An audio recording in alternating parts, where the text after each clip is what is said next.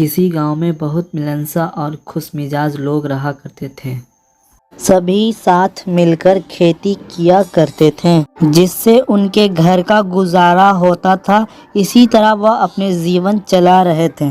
एक दिन उसके गांव में व्यापारी आता है। मैंने सुना है इस गांव का चावल उच्च कोटि का होता है, इसलिए मैंने चावल का सौदा करने के लिए आया हूँ। मुझे आपका बर्ताव सुनने में कोई दिक्कत नहीं है, लेकिन सब साथ मिलकर खेती करते हैं।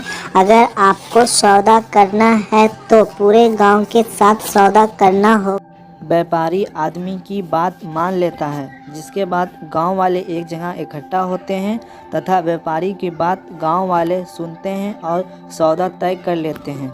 सौदा तय होने के बाद कुछ समय के लिए व्यापारी उसी गांव में रहने लगता है। एक रात गांव में अचानक एक किसान की मृत्यु हो जाती है, जिसकी वजह से सब लोग परेशान हो जाते हैं। कल ही तो मैंने उसे खेत में काम करते देखा था, ना जाने क्या हो गया। भगवान उसकी आत्मा को शांति दे।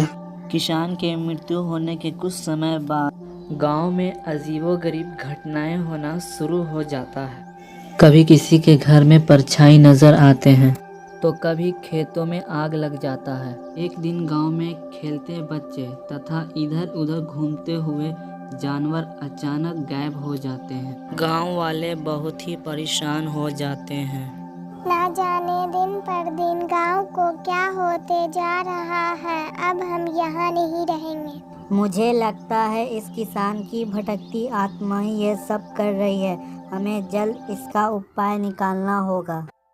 जिस तरह से गांव में प्रतिदिन घटनाएं हो रही है, इस तरह से हम लोगों को गांव छोड़ देना चाहिए। सब लोग गांव छोड़कर दूसरे गांव चले जाते हैं, जिसके बाद लोग उसके आसपास जाने से डरने लगते हैं और वह भूतिया गांव के नाम से मशहूर हो जाता है।